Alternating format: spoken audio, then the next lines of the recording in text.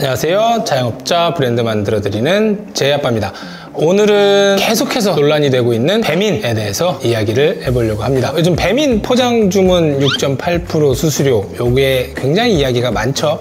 지금은 일시적으로 할인 이래가지고 일시적으로 무료인 경우들도 많긴 하지만 시간이 지나면 어차피 다시 또 받을 거고요. 배달은 그렇다 치는데 음식을 주문해서 포장해서 고객이 갖고 가는데 거기에 수수료까지 챙겨간다 하다 보니까 논란이 많죠. 그리고 배달 수수료도 배달비까지 포함하면 음식값의 25% 정도를 지불하는 상황인데, 자영업자분들은 그래서 포장 유도도 많이 하고 할인도 많이 하고 프로모션도 많이 해서 그나마 좀 버텼는데, 이거는 자영업자 피 빨아먹는 정책이다 논란이 엄청 많아요. 오늘 이 배민 포장 수수료와 계속 올라가고 있는 배민 수수료에 관한 이야기를 좀 해보고, 문제점 제기만이 아니고 자영업자들이 실제로 할 수 있는 해결책에 대해서 좀 이야기를 해보려고 합니다. 아직 구독이랑 좋아요 안 누르신 분 있으시면 지금 살포시 돈 들어가는 거 아니니까 눌러주시고 계속 이야기해보도록 하겠습니다.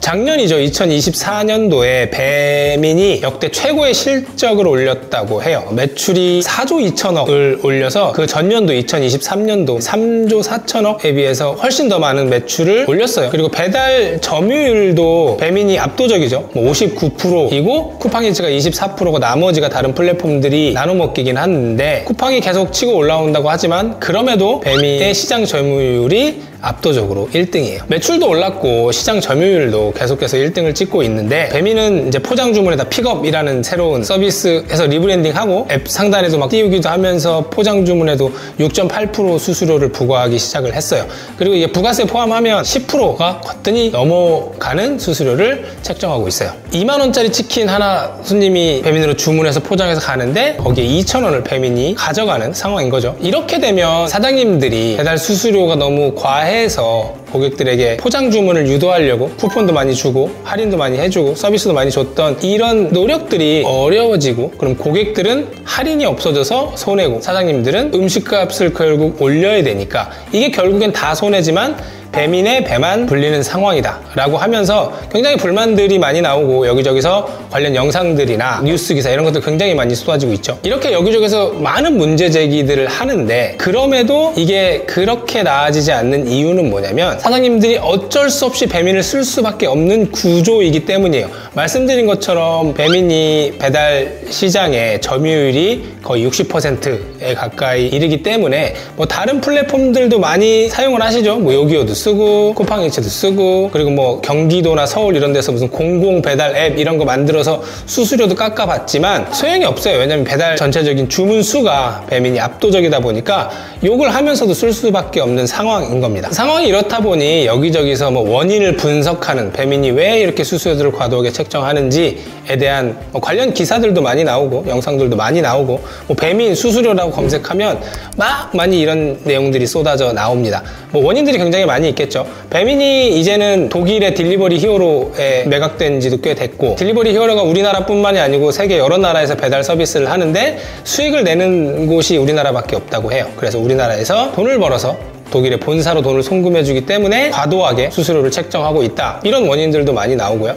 매출이 작년에 비해서 거의 1조 가까이 올랐지만 영업이익률은 오히려 줄어들었다고 해요. 왜냐하면 물가들이 계속해서 상승하고 있고 매출을 더 늘려야 작년에 이익을 보존할 수 있기 때문에 어쩔 수 없이 배민에선 수수료를 올렸다, 이런 얘기들이 나오는데, 그건 배민 사정이고, 매장 운영하는 우리 입장에서는 내가 당장 손해를 보기 때문에 방법을 찾아야 되는 거예요. 자영업자들이 수수료를 인하하라 라고 데모를 해봐야 인하할 일도 없고, 여기저기서 관련 내용들이 나오지만 정부에서 제재하기 전까지는 계속 이렇게 갈 겁니다. 나중에 수수료가 내려가면 그건 그때 문제고, 혹시 AI가 배달을 하고 뭐가 싸지고 그때 되면 바뀌긴 하겠지만, 현재 우리가 수수료를 비싸게 내고 배달을 하기 때문에 현재 우리가 할 수 있는 방법을 찾아야 돼요. 욕은 욕대로 하더라도 상황이 이렇게 되었으면 이 상황에서 할 수 있는 것들을 찾아야 그나마 손해를 덜 본다, 이런 말씀을 드리면서, 일단은 제가 생각하는 해결책을 하나 말씀을 드리자면, 매출이나 그리고 주문 수에 연연하지 말고 이익 구조를 잘 짜야 된다라고 말씀을 드리고 싶어요. 이게 무슨 말이냐면, 일단 수수료 수수료는 우리가 어쩔 수 없다라는 걸 인식을 해야 돼요. 아까 말씀드린 것처럼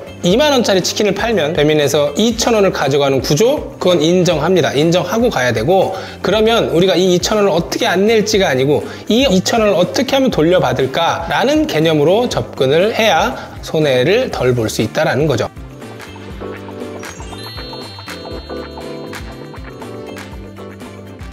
어떻게 회수할 수 있느냐, 그중 하나가 바로 이제 해자, 개이득처럼 보이는 미끼 메뉴를 하나 만드는 겁니다. 이건 꼭 배달이나 포장에 국한되는 게 아니고 홀에서도 유용한 방법이긴 한데, 딱 내가 내는 배달 수수료 혹은 내가 내는 포장 수수료만큼의 이익을 창출할 수 있는, 사람들이 거부할 수 없는 메뉴를 만들어서 세트로 엮어서 판매를 하는 거죠. 예를 하나 들어볼게요.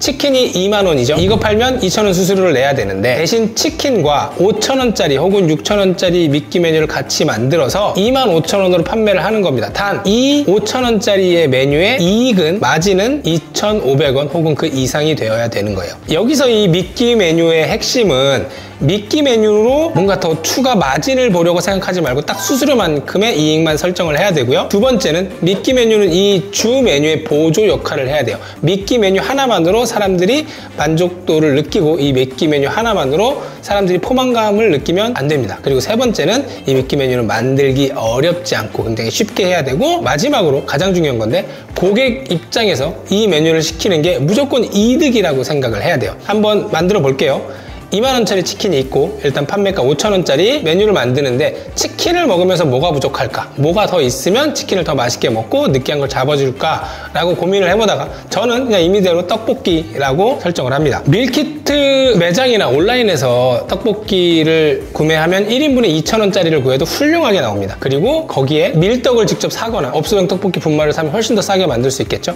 어쨌든 이 두 개를 가지고, 계란이 한 300원 정도 하죠. 그리고 야끼만두가 하나에 150원에서 200원 정도 합니다. 그럼 2,000원짜리 떡볶이 하나, 그리고 야끼만두 하나, 삶은 계란 하나, 이렇게 해서 1인분짜리 떡볶이를 구성을 해요.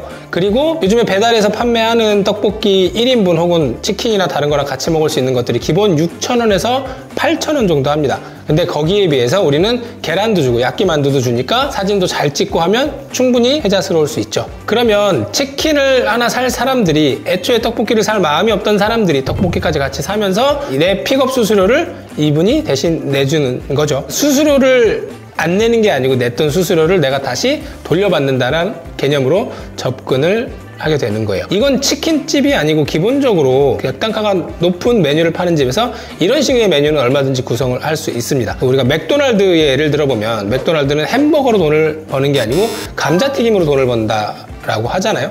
그 개념으로 접근을 해야 되는 거예요. 얘는 제가 치킨집으로 예를 들어드렸는데, 객단가가 조금 높은 보쌈이 될 수도 있고 회가 될 수도 있고 전골이나 찌개, 해물찜 이런 것들이 될 수 있습니다. 이런 것들처럼 조금 객단가가 높은 메뉴들은 그 옆에 그 주 메뉴를 보존할 수 있는, 이건 그래도 괜찮은데, 주 메뉴의 단점을 보완해 줄 수 있는 배달 수수료만큼 혹은 픽업 수수료만큼의 이 마진을 갖고 갈 수 있는 미끼 메뉴를 같이 설정을 해 놓으면, 배달 수수료 같은 것들은 배달 장사로도 충분히 이득을 볼 수 있습니다. 제가 배민 수수료 얘기로 시작해서 미끼 메뉴 이야기까지 했는데요. 경기가 안 좋다, 배민 수수료가 올랐다, 이 배민 나쁜 놈의 새끼들, 이렇게 욕하는 건 좋습니다. 근데 욕하기만 한다고 바뀌진 않죠. 이 욕하는 상황에 놓여져 있다면 욕은 욕대로 하더라도 내가 할 수 있는 것들을 한번 해보자라는 취지에서 배달에서 사용할 수 있는 미끼 메뉴에 관한 이야기를 좀 해봤고요. 세상은 원래 불공평합니다. 불평등해요. 아쉽지만 현 상황에서 할 수 있는 걸 하면서 버티는 게 살아남는 방향이 아닐까라고 생각을 합니다.